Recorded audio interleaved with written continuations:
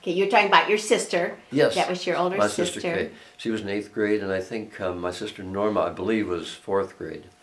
And I do have my, well, where did I put it? Oh, my first day of school was, my mother kept this. Can you see that? Yes, we can. Okay. You were practicing your J's. I was practicing my J's. I think I had a few going the wrong way. On your very first day, and this is first grade. First grade. That was no kindergarten. Okay. And I think then this was my, I think on that same day, my dog Prince, Okay. and Did Prince ever follow you to school? no, not that I remember. Prince was probably busy doing his thing. Oh, okay. How did your winter clothing differ from what you wore in warmer weather? Well, I had to wear long underwear, and I didn't like to wear long underwear, but I was forced to wear long underwear. And I'm sure it was the right thing to do, but at recess, we got pretty active in the wintertime. When we were able to snowball, we did quite a few snowballing, and I'd come in, just soaked from perspiration and also from getting soaked throwing snowball. But I do remember that feeling of sitting in the classroom with those wet, long underwear, sticking to my skin. Not very comfortable? Not very comfortable. Approximately what time did you leave for school? Well, as I remember, I was trying to think back, I think our school started close to 9 o'clock. But I don't know whether it was 5 till 9 or 10 till 9, something like that. But it would take me, about 8:15, I assume, that I'd walk to school. As close as I can remember, that would be about it. And you would walk with both your sisters? Well, while they were there, my sister Kay, as I said, was in 8th grade. She went to high school then. And I'd walk with Norma my early years. And then as I got older, Norma went to high school. I walked alone, and I have to tell a quick story. There was a little girl, and she was a very nice little girl, but I didn't like to be associated with her. Her name was Shirley Anderson, and I would time my leaving so I wouldn't have to walk with her. She lived a little further away. And, I'm ashamed of myself now. In fact, in our reunions, I've said to her that I was sorry that I was so mean, and she said she didn't even realize it. But I walked to school by myself for the most part after my sisters went to high school. Do you know if that Shirley Anderson would have been E-N or O-N? I think O-N. What do you remember about your trips along the way? Anything special? Any sights or sounds or mean dogs? Well, I'll tell you, everything. I have vivid memories of growing up on the farm, and of course vivid memories of that trip down to Morton Mills, which Morton Mills was the metropolis. I kind of told you a little bit about it. And the main thing, of course, was the church. When I got to the bottom of the hill, there were 2 hills that I would go down. And I'd walk past Jim and Doris McCullough. And they were good friends and good neighbors. They only lived about, maybe less than a quarter of a mile west of us. And of course and I was so tuned into the farm situation and crops and corn and how it was growing. And I was so proud of my dad as a corn grower. Whenever we'd go on trips to Red Oak or whatever, and we'd look at corn along the way, and they'd say, "Oh, that corn looks really good." Well, it's not as good as our corn. It's not as big as our corn. So the crops along the way, yes. And as I said, the 2 hills, one was a pretty steep hill, the last one that went into Morton Mills. This was a dirt road. And so in spring or, whenever there were rains, it was slick, it was muddy, it was kind of treacherous. And then, of course, coming down the last hill and seeing the Penwell Station and US 71, and that was, US 71 was a major thoroughfare. So crossing that was important to get across. And as I mentioned, the church, and then going down the you'd kind of go north as you crossed 71, and there was the school. So those memories have to do with the farm and the farms along the way and the church and the metropolis of Morton Mills, Iowa.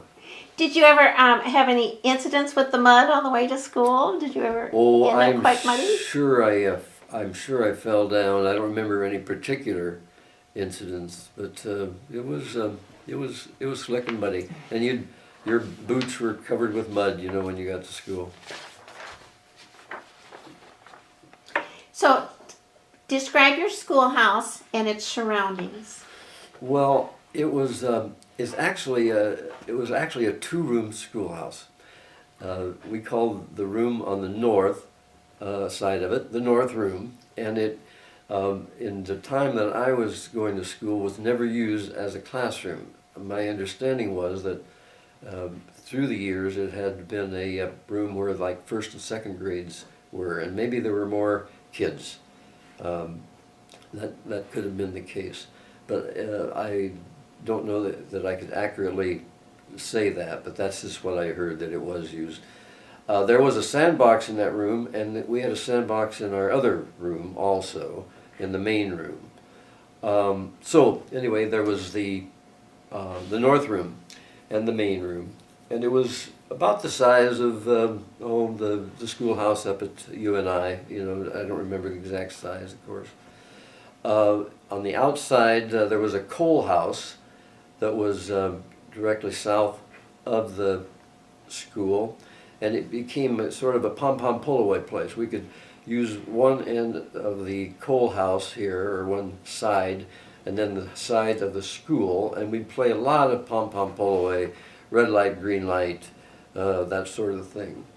There were the two outhouses, the girls' outhouse and the boys' outhouse, and that was back. That would have been west of the school. We didn't really have any equipment until, I don't remember what years it was, but they decided we need some teeter-totters. So we got some teeter-totters, and they were splintery. I do remember that. There were quite a few splinters that were achieved in various parts of our body from the teeter-totters. The school ground where we played pom-pom pull-away, that was pretty much mud. And so, when it rained, we were just had to slosh through. On the north side of the school was sort of weedy pasture, more like, and we could play some games. Later on, I played some football out on the north end, but for the most part, it was pretty much mud. We'd run around the school quite a bit, as just sort of see how fast we could run around it.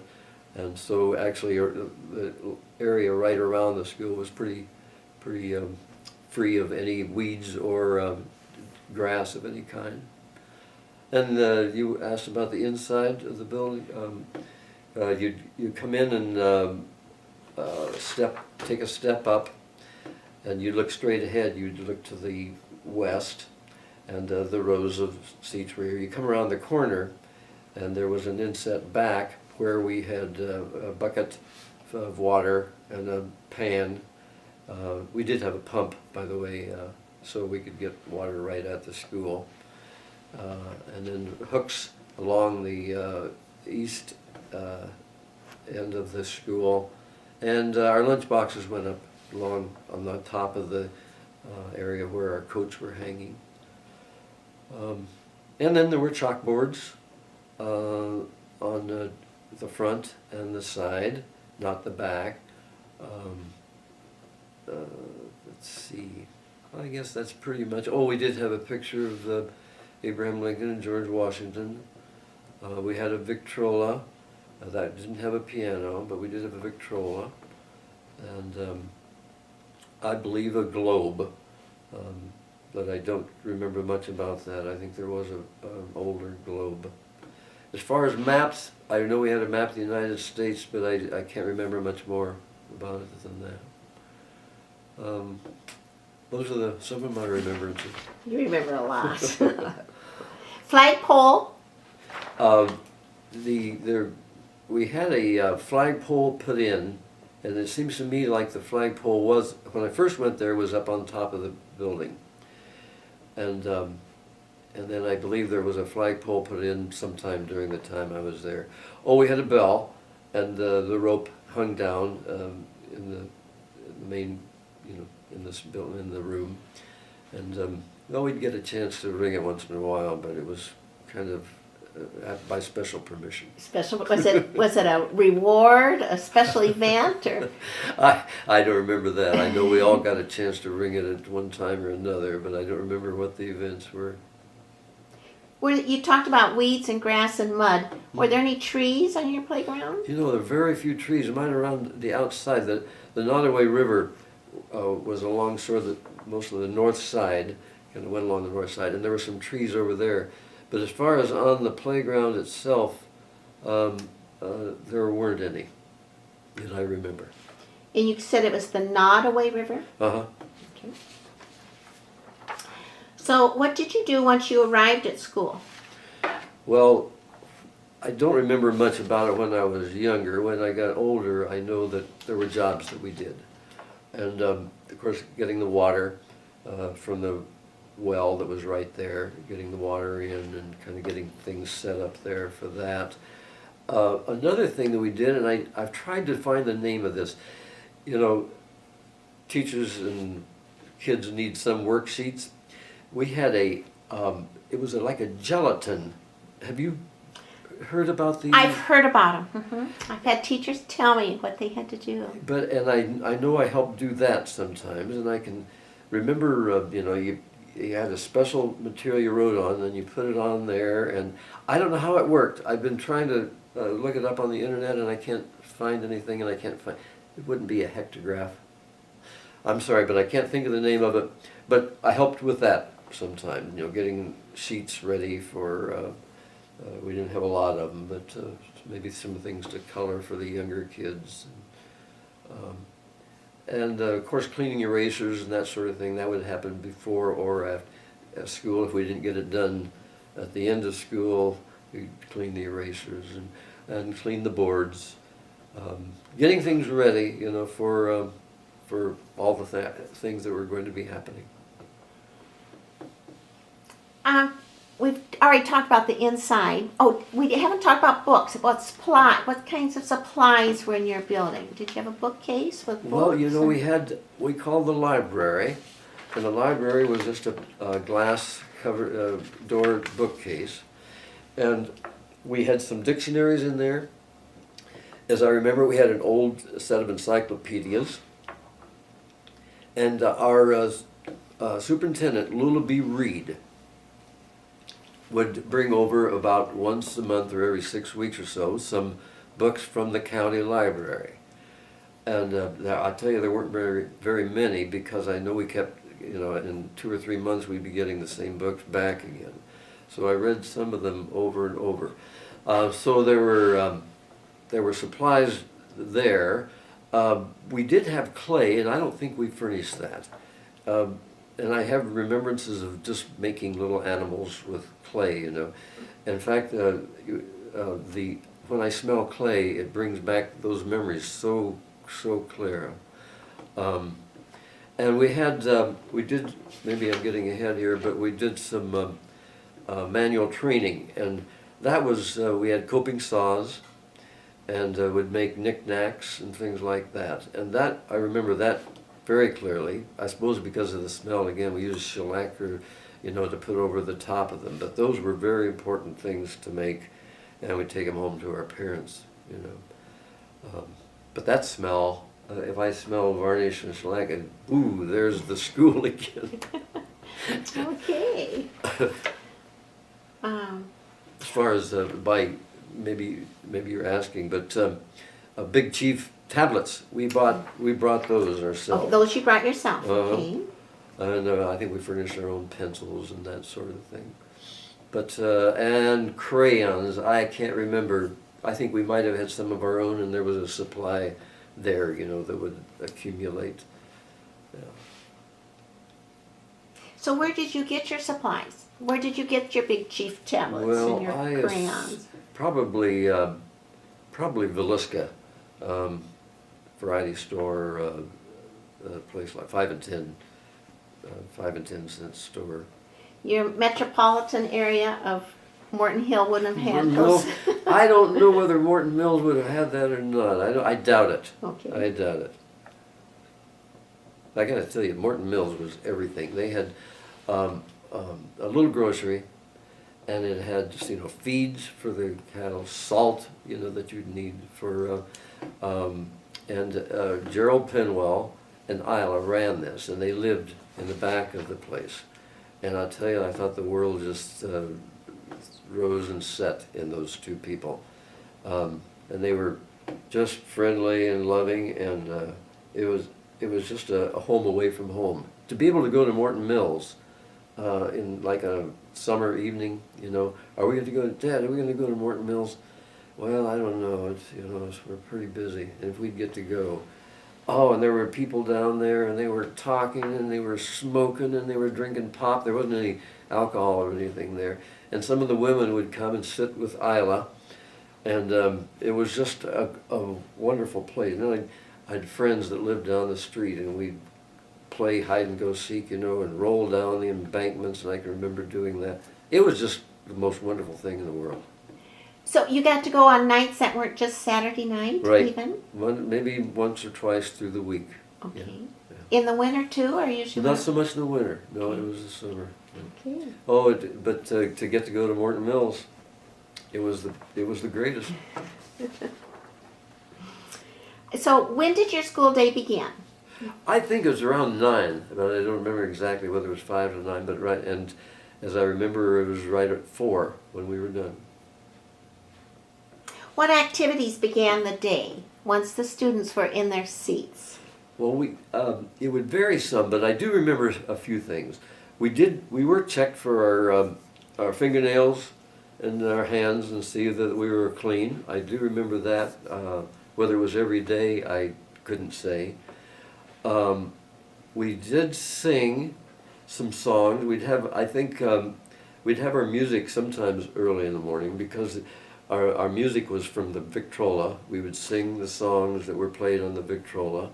And I remember we pretend we were animals, elephants, and now we're the elephants, so the trunk would come down here and we'd walk around the school. I do remember those as some of our openings. As far as, I know we sang Columbia, the Gem of the Ocean. We didn't always sing the Star Spangled Banner or anything like that, but we sang other songs, Columbia, the Gem of the Ocean, the home of the red, white, and blue, or something like that.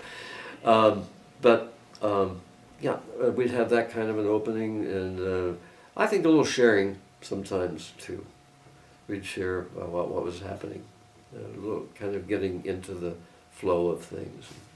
Share, and of course it was sharing like we got a new calf, or we got our cows delivering a lot of milk, or getting a lot of milk, new baby, whatever, things that related to the farm. We were almost all of us. There were a few from Morton Mills, which was the big town, but most of us were from rural farmland. How did the teacher organize the school day's lessons? Well, as I remember it, I don't remember much about the early time. All I remember is being up in front of the room in like a recitation time, and we'd have read our reading lesson or done our phonics or whatever, and then come up and then recite, talk about the story or work on some of the phonics things. But I do know that the teacher had to work in, like the primary, were really reading, writing, and arithmetic. Then they had to work in, history, geography, physiology, those kinds of things had to be worked in. And we would be working at our desks while the other students were reciting from the history and geography and whatever. So it was pretty, it had to work pretty fast. I think the teacher couldn't spend, 45 minutes with like a class. We had, maybe you'll be asking this, but as I remember, our numbers were somewhere between 16 and 24. I think at one time maybe only 16 or so, and 24 or 25 was probably the most that I remember. And was every grade represented? I really don't know for sure. But there were a lot of grades represented. And the teacher had to, it was a different textbook for fourth grade history, fifth grade history, sixth grade history, so they would read, recite. So, yeah, it was just, whether the teacher had it written down, I don't know that. I just know that, that things moved along pretty quickly. Do you remember how many were in your grade? Yes, Joanne King and Shirley Anderson and John. I think the whole time that I was in the school there. So the three of us went through those grades.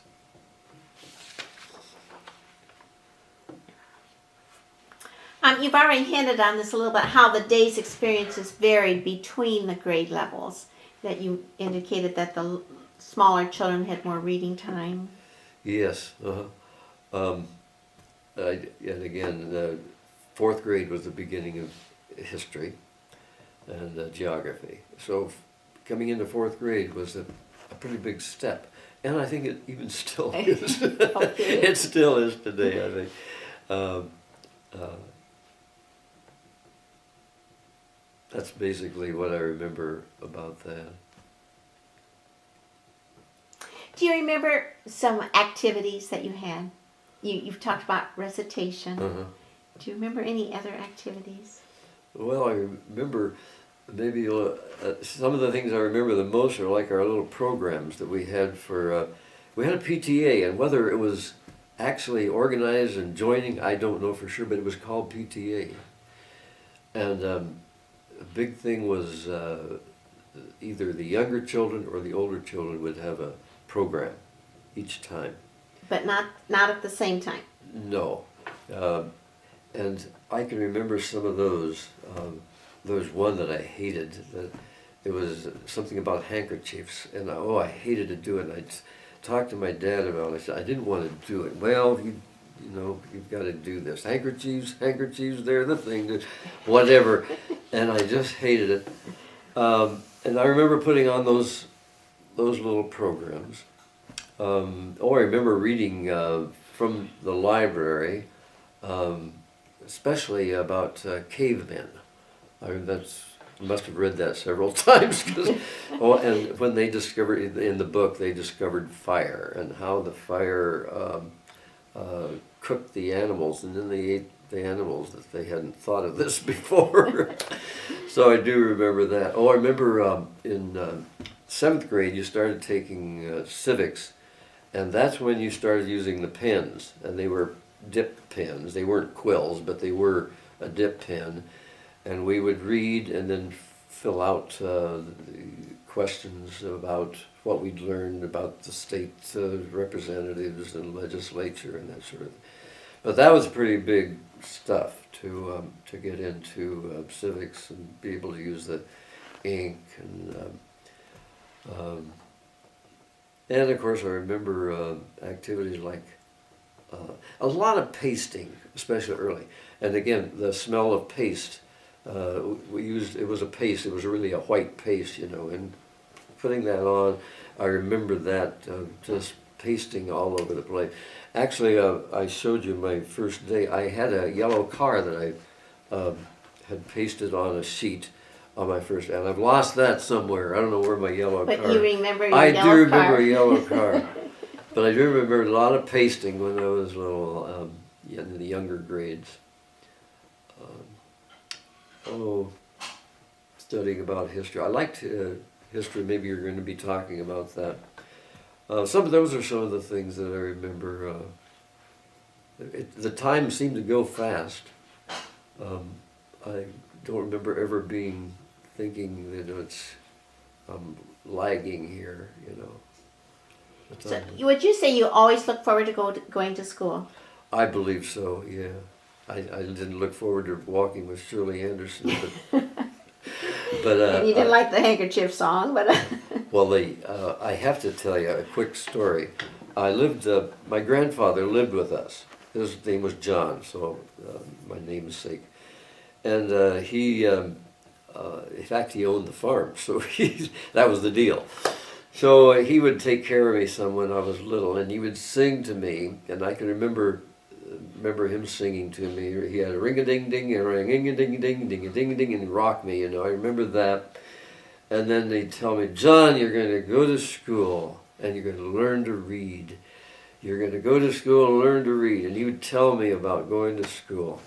Well, of course, then my sisters had already been to school, and so I could hardly wait. And gosh, I was pretty old, by the time I went to school. I was born in 31 and started school in 37. So you were six or almost 6? Uh-huh. I was 6. So anyway, the first day of school, I did this, and a few other things, and came home, and I went over to the table. We got the Des Moines Register, and I opened up the paper and looked at it, and I couldn't read. And I said, I can't read, I'm not going back to school, because my grandpa had told me that you're going to go to school and learn to read. And I thought it was going to happen one day. So I would, school is always important to our family. So those are memories I have about that. What subjects were your favorites? Well, I liked history and geography, and civics, because I got to use the pen, and everything. I liked them all, really. I don't remember much about, they call it physiology. I don't remember a lot about what we did with that, but I was interested in that. I always have been. I really liked most everything. In fact, I liked arithmetic too. I liked arithmetic. I am not a mathematician. By the time I got through about 6th, 7th grade arithmetic, that was about it. In fact, that's all I could do right now. Got into algebra and geometry. It was not my thing. But I did well in arithmetic when I was in school. I have my report cards. Oh, let's look at those now, shall Well, we? let's see. What did we do with those? What did I do with them? Oh, they're right here.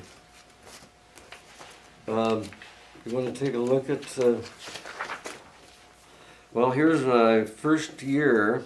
This was Lorraine Wiedemann was my first grade teacher. Okay. You remember? You asked about what I remember. I remember Dick, see Dick run, run Dick run, and Jane, and Sally, and Puff, and Spot. And as I remember it, that's where we pretty much started.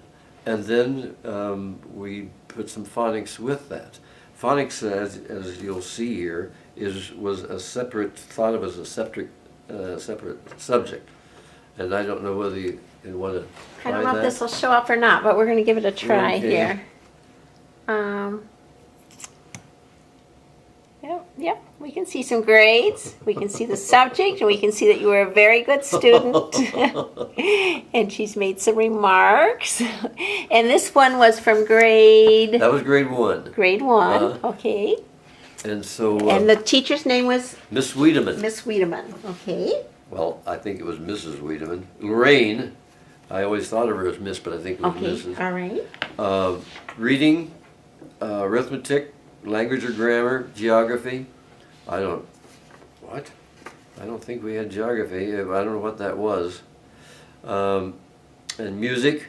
And music, I got B+, and I have no idea how you'd get that just from singing, I guess. And physical education was recess. And but phonics, you got a grade for it. Yeah, but phonics was I don't remember exactly how it was done, but I remember getting started with see Dick run, and all those things, and then putting some of the phonics and get those sight words, and then the phonics that went with it. And then I have 1st, 2nd, 3rd, 4th, 5th, and 6th. And then I didn't get a 7th because we moved to California. But I'll just maybe show the last one here. This was Dorothy Curtin. I guess you're going to ask about the teachers probably. Let's put all the teachers' names down here. Okay.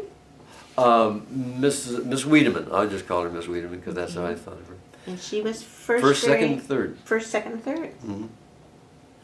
And then Miss Sally was 4th grade. And Miss Kernan was the 5th and 6th. And then 7th was Mr. McMorrin. I had a male. And I don't have his report card because we left. But Marvin McMorrin. So I had, what was it, 4? Mm-hmm. 4 teachers. I liked them all. Okay. I was in love with Miss Kernan. Okay. She was so pretty. I think I have a picture over here somewhere. Well, anyway, I liked her a lot. Anyway, by 6th grade here, reading, spelling, arithmetic, language or grammar, geography, physiology, U.S. history, writing, and they gave 2 grades. I got C and A. So I know what the C was. What's that? Was mechanics? Yeah, mechanics. I never could get But Palmer. you had good ideas. Yeah, we had Palmer method, and I did a lot of those circles, and getting the hand movement. I did everything, worked at it, but I never was any good. My small motor is pretty bad, but evidently my writing of stories or whatever was all right. Music and physical education and deportment was mentioned in the last ones. Miss Kernan gave me an A. So I don't think I was a problem in school. I was compliant. I wanted to please, and got along well with my teachers. I don't know whether I suppose I was buttering them up. I have no idea, but we just got along. Yeah, I liked all my teachers. So would you say there weren't any subjects that were your least favorites? Really, I don't think so. Later on, math was my least favorite, but through elementary, the grade school, no, I really liked them all. How much did you interact with others during your lessons? With your Shirley and your... Yeah, I was trying to think about that. I don't remember a lot of it. It wasn't a lot. You didn't interact so very much because of the need to keep things pretty quiet. We had, perhaps you're going to ask me about that, but you didn't just get up and move around, and you didn't just start talking to somebody. We had hand signals that we used, and perhaps, do you want me to talk about Please. that? As I remember it, we had, of course, a question was always like this, but the teacher couldn't always be there because they were working with a recitation group at the board. So one finger would, as I was younger, would mean I need help from an older student. And that was one of the benefits, I think, of the country school, was that everybody helped one another. 2 was to go to the outhouse. And that the teacher then would see you doing this and would either decide you should or shouldn't.